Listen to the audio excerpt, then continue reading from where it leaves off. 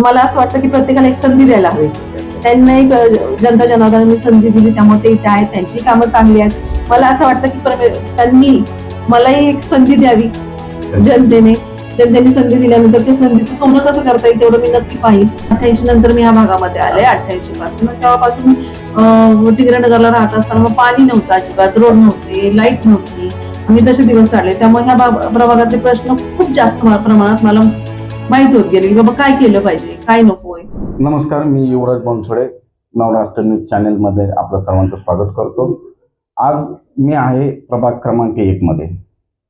प्रभाग क्रमांक 1 मध्ये प्रचाराची रणधुमाळी सुरू झालेली आहे.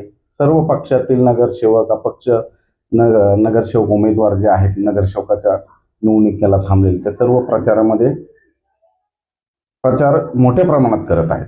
तर आता मी आहे याच प्रभागातील उद्धव बाळासाहेब ठाकरे तसेच राजसाहेब ठाकरे, मनसे आणि शिवसेना युतीचे उमेदवार मीना माने इंगोळकर त्या आहेत. आता मनसे चिन्हावर त्या राजसाहेब ठाकरेंच्या पक्षांमध्ये ते या ठिकाणी निवडणुकीला सामोरे जात आहे. तर काय सांगाल की तुम्ही ह्या निवडणुकीला कशा प्रकारे सामोरे जाता? काय तुमची पार्श्वभूमी, तुमचं समाजकारणाची सुरुवात कशी झाली, काय सांगाल तुम्ही याबाबत? तसं सांगायचं झालं तर माझी समाजकारणाची सुरुवात माझं बालपण येरवड्यामध्ये गेलं. तिथे असताना 1994 पासून मी सोशल वर्कचं काम सुरू केलं. आणि मग त्यावेळेस कामं खूप होती की प्रौढ साक्षरता वर्ग होते, बालवाडीचे विषय असायचे, पुन्हा त्यावेळेस एड्स जनजागृती मोहिमा चालायच्या. आणि पुन्हा दुसरे प्रश्न असे होते की प्रभागात एवढे शिकलेले नसल्यामुळे कोणाचं रेशनिंग कार्ड काढून दे, कोणाला काही झोपडपट्टी असल्यामुळे स्लम एरिया फोटो पास काढून दे, प्रत्येकाला मदत कर. साक्षरता अभियान होतं. परत मुलांना शाळेचे दाखले किंवा मुलांना शाळेत ऍडमिशन. कोणत्या वयापासून आपण सुरू केलं? हे माझं जसं म्हणायला गेलं तर मग 16व्या वर्षापासूनच काम सुरू झाले. हा, पण 24व्या वर्षापासून सोशल वर्कचं काम जे सुरू केलं ते दिलीप कुराडे सरांनी झाले. हा, मग नंतर 88 नंतर मी ह्या भागामध्ये आले. 88 पासून तेव्हापासून टिगरेनगरला राहत असताना मग पाणी नव्हतं अजिबात, रोड नव्हते, लाईट नव्हती. आम्ही तसे दिवस काढले. त्यामुळे ह्या प्रभागातले प्रश्न खूप जास्त प्रमाणात मला माहित होत गेले की बाबा काय केलं पाहिजे, काय नकोय, काय होतंय. या सगळ्यांचा विचार करून नंतर काम करता करता हळूहळू, आणि मी शिवणकाम करत होते, शिवण क्लासेस घेत होते. त्यामुळे महिलांचा परिचय दांडगा झाला. मग त्यांच्याशी बोलता बोलता ओळखी, आणि त्यातून मग सगळे जनमानसाचे प्रश्न याच्यावर पहिल्यापासून समाजकारण केल्यामुळं ते माहिती होत गेलं की बाबा आपण काय केलं पाहिजे. आणि तसंच मी ग्रामीण भागामध्ये सुद्धा जाऊन विविध योजना शेतकऱ्यांपर्यंत पोहोचवत होते. शेतकऱ्यांचं कर्ज, अनुदान वगैरे काय आहे, की आपल्या भागात काय केल्यानंतर काय होईल म्हणून ग्रामीण भागामध्ये मी औद्योगिक सेल जे चालवले जातात तर त्यातर्फे ग्रामीण भागात जाऊन त्यांना माहिती देत होते की बाबा तुम्हाला हे शेतकऱ्यासाठी काय योजना आहे, किंवा कुक्कुटपालन, शेळी पालन, विविध योजना सांगून या भागात तुम्ही किती वर्ष झाली काम करता? या भागामध्ये सर मी धानोरी परिसरामध्ये, आता मी इथं घर जे माझं आहे ते मी 25 वर्षापासून इथं आहे. 25 वर्षापासून माझं जे टेलरिंगचं काम आहे आणि परिचय दांडगा आहे. आणि ते त्या दृष्टीनेच कामं सुरू झाली. आपल्या जी कामं समोर येतील, जे कोणाचे प्रश्न असतात ते सोडवणे, बचत गट चालवणे, ही कामं सुरू केली. महिलांचे काय प्रश्न असतील, तर ज्या मोठ्या प्रमाणावर कष्टकरी महिला आहेत त्यांचे काय प्रश्न असतील ते माझ्या प्रमाणे मी सोडवण्याचे प्रयत्न करत होते.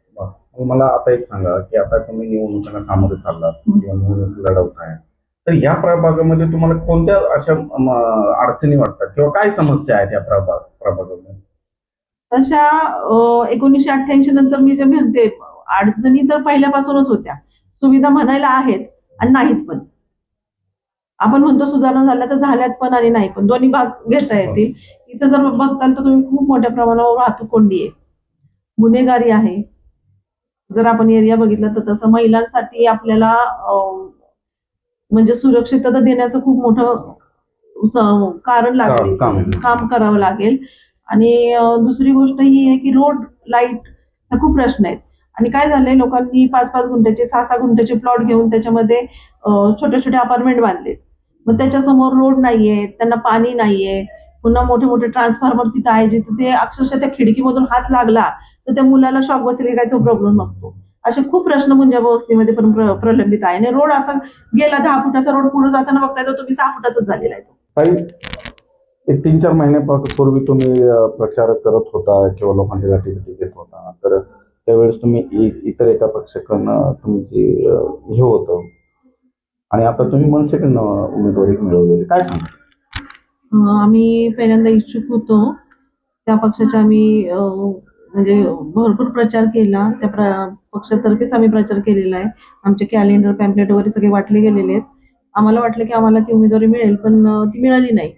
त्यामुळं आम्ही आदरणीय बाळासाहेब ठाकरेंचा जो पक्ष आहे, शिवसेना आणि मनसेची आता युती आहे, तर मला आदरणीय राजसाहेबांकडनं तिकीट मिळाले. त्यामुळे मी तिथून उभी आणि मला असं वाटतं की जनता जनार्दनाने माझं काम पाहून, जे काय आम्ही केले ते पाहून एक संधी द्यावी अशी मी त्यांना विनंती करेल. आणि त्यांना एक सांगेल की बाबा तुम्ही संधी दिली तर संधीचं सोनं नक्की करा. संधी मिळा असेल तर तेही कधीतरी नवीन होते. आता मी विचार म्हणजे हे समाजकारणाचे विचार घेऊन जर उभी आहे, तर मला असं वाटतं की प्रत्येकाला एक संधी द्यायला हवी. त्यांनाही जनता जनार्दनाने संधी दिली, त्यामुळे ते इथे आहेत, त्यांची कामं चांगली आहेत. मला असं वाटतं की त्यांनी मलाही एक संधी द्यावी. जनतेने संधी दिल्यानंतर त्या संधीचं सोनं कसं करता येईल तेवढं मी नक्की पाहिल. तर ह्या होत्या लक्ष्मी माने इंगोळकर, शिवसेना उद्धव बाळासाहेब ठाकरे गट, तसेच मनसे राजसाहेब ठाकरे गटांच्या उमेदवार. तर त्यांनी त्यांच्या आता आपण जी चर्चा केली, महिलांसाठी ते सार्वजनिक विकास करणार, तसेच पायाभूत सुविधा या प्रभागातील सोडवण्यासाठी त्यांनी प्रयत्न करणार, असं त्यांनी आज या ठिकाणी आपल्या नवराष्ट्र न्यूज चॅनलला बोलताना सांगितलेलं आहे. प्रेक्षकांना माझी विनंती असेल, जर आपण नवराष्ट्र चॅनलला सबस्क्राईब नसेल केलं तर प्लीज सबस्क्राईब करून घ्या आणि नवराष्ट्र परिवाराकडनं उमेदवार मनसेचे उमेदवार लक्ष्मी माने इंगोळकर यांना शुभेच्छा आम्ही या ठिकाणी देत आहोत. थँक्यू.